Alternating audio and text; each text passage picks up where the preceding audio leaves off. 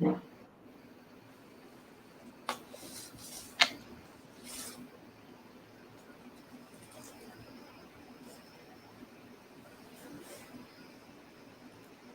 there, David Gordon from TheaterMania here. It is Wednesday, September 23rd. I'm here with Mentalist Vinny DePonto. You may have seen his Drama Desk-nominated show, Charlatan. He's done the illusions for the most recent revival of Angels in America on Broadway. And he's back this weekend with an interactive virtual performance called Mental Amusements, being presented by the Bristol Riverside Theatre. Does it start tomorrow, or is it just Friday, Saturday? It starts tomorrow. Yep. Yeah. Thursday, Friday, Saturday. Thanks for having me. Tell me about the show. The show is a completely reimagined experience for my little virtual theater here, and it's inspired by my love of Coney Island specifically, but my love of carnivals and amusements, and these are my amusements behind me, which we get to in the show. Yeah. Was this a show that you had been working on for in-person performances, or was this something you've created over the last 6 months? Completely reimagined over the last 6 months. The show that I was working on was going up at the Geffen next year, called Mind Play, and so we were kind of prepping for that. And then this happened. So rather than just not doing anything, I wanted to keep performing, and every inch of me didn't want to do a virtual show, but it's been really, really fun and an unexpected joy, which has been really nice. This can't be your first time doing a virtual show, is it?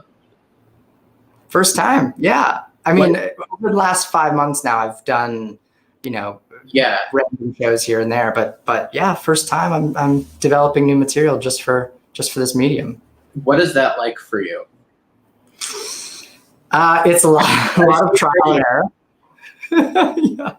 Yeah, a lot of trial and error. It's kind of just seeing if things on the stage work on virtual, and if it doesn't, you come up with a new method or a new technique and you figure it out. It's a lot of me FaceTiming friends at all hours of the day and just being like, okay, wait, does this work? Have you tried this show out yet, or is tomorrow night the first? Like, have you done a dress rehearsal or whatever you want? Yeah, we've been running the show. I've been performing it for a few months now, and Bristol Riverside Theatre is producing it sort of in an official capacity now. Yeah. What is it like for you to perform to Zoom people, to like people watching in squares, as opposed to like feeding off a live audience? Yeah. Difficult, but I think the thing I'm trying to go for is I'm using a lot of analog and manual things in the show. So you'll see lights here, but there's not a lot of technology in the show, right. And that's purposeful because I want the screen to kind of disappear. I want people to really feel like they're in the theater with me. So that's been the biggest challenge, is just getting over that hurdle. How do I connect through the screen? And I hope it works. I hope people feel that way. Are your audiences so far responsive, or the people that you've done it to, are they responsive? Yeah, it's been pretty great. I mean, I've had a few people come back and say, I can't believe this worked in, over the screen and over this distance. And also it's great for me because if it doesn't work, you can't throw anything at me. So it's really nice. You are safely ensconced in your house. Exactly. How did you get into this? Like, how did you pick mentalism as the thing? Like, how did you find that as your interest? When I was young, when I was 7 years old, I got into magic. This is sort of every quintessential magician story, but this is really cool, I promise you. My grandfather was a magician, but I never got to meet him. He just did it as a hobby. He passed down these old tricks and ephemera from the 30s and 40s to my dad. So cool. Yeah, and so I inherited the shoebox of tricks that didn't have any instructions or directions or anything, or just tricks. Just like a pair of handcuffs, and you had to figure out what to do. Like that sort of. No, that was the other box in the closet. But I found these tricks, and I just started reading about them, and my dad and my mom helped me put on my first show when I was 7 for my family at Thanksgiving, and honestly, it feels like I've never stopped from that moment on. And then specifically mentalism, in college, I studied theater and psychology, and just felt going down that route felt a little bit more, it felt like it built more of a connection with my audience rather than just performing at them. I got to actually include them, immerse them into the show. Is it scary for you to do? Like, is it scary knowing that like you have to think of things that are in people's heads, or is it like, what do you get as a performer out of it? Is it scary for me personally?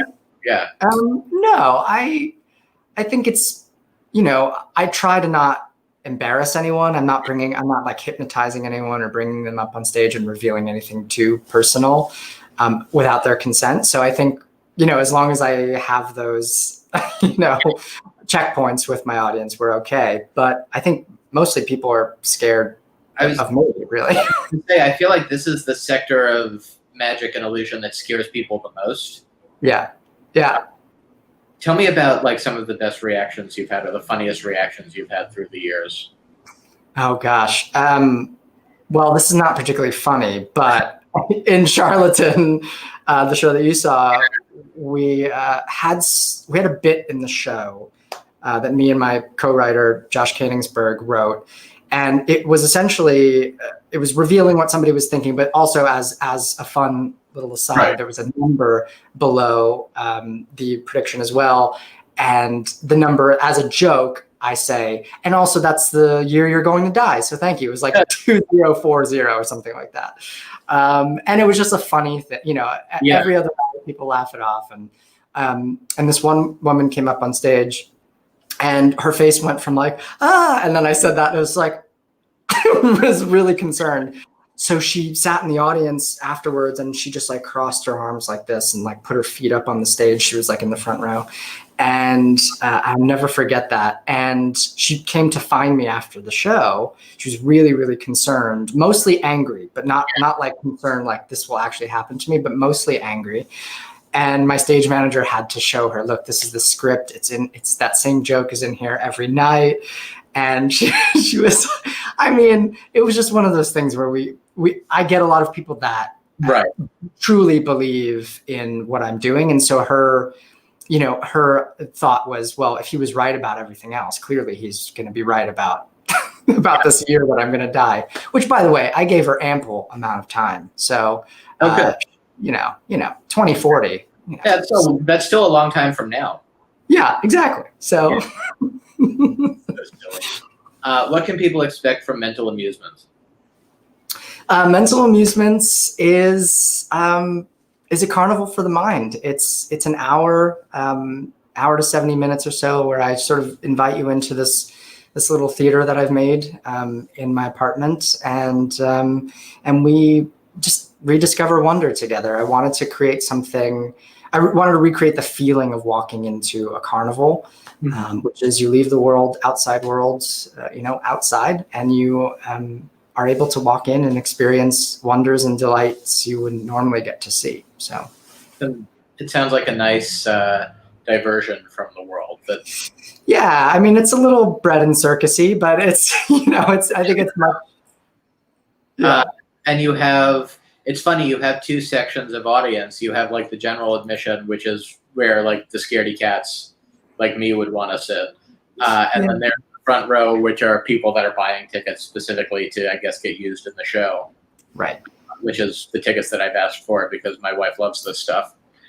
Yeah, good. We found every theater I've worked with has always asked me, can we please, put seats in the theater that say like, no picking seats, because there are people out there who really feel like they do not want to participate. Yeah. There are people who really want to dive in. And so we thought, look, there's a bunch of Zoom, virtual shows going on right now where everyone has to, be there, or at least be seen. If their camera is off, at least their name or something is seen. So we wanted to give people the opportunity to just watch behind the scenes on a YouTube live link and still be able to participate. So I asked for people to gather some items from around their house and work with me that way. So although I'm not able to connect with them face to face, we can still maybe connect through these experiments. So, would you? I know we talked about it a little before. Would you be willing to to demonstrate?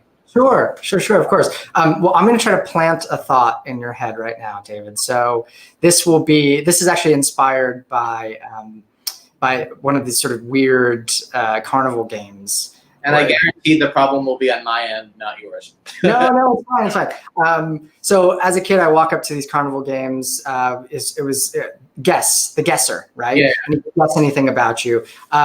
I'm not going to do that. I'm going to sort of plant a thought in your head. So rather than taking a thought from you, I want to plant a thought in your head, and that will be a zodiac sign. Okay, so I have it right here. I'm going to try to get this exact zodiac sign into your brain. Okay, so if you just clear your mind right now, it doesn't have to be your own, and feel free to pull up the astrological sign. I'm pulling it up right now. Do I need to them or just the words? No, just the words is perfectly fine. And get them in your mind right now, and pick one that you can really focus on. Okay. And I can't see your screen. We haven't set anything of this up, so that's important. Okay. Good. So you have one in your brain? Yeah. Good. I want you to change your mind. So change it to a different one right now. You have it? Yep. Okay, good. So again, we have not set this up in a loud, clear voice. What was the one that you went for? What did you decide on? I started with Leo, but then I changed my mind at the last minute to Taurus. To Taurus. Okay. Yeah. And we have not set that up. Is that correct? That's correct. Okay, look, I want to show you this. I have on this piece of paper one word and one word only, and that isn't Taurus. All right. So there you go. Good job. Thank you. So there's ways in which we could do this through the screen, and that's what Mental Amusements is filled with. So that's delightful. Good. I'm glad. We're seeing it Friday night. We're really excited. Vinny, thank you so much for your time. Thank you, David. I appreciate it. At Mental Amusements, go on the Bristol Riverside Theatre's website and buy your tickets now. Or mentalamusements.com. Mentalamusements.com. Be well. Thank you for your time, and thanks everybody for watching. Take care. Thanks, David. Bye. Bye.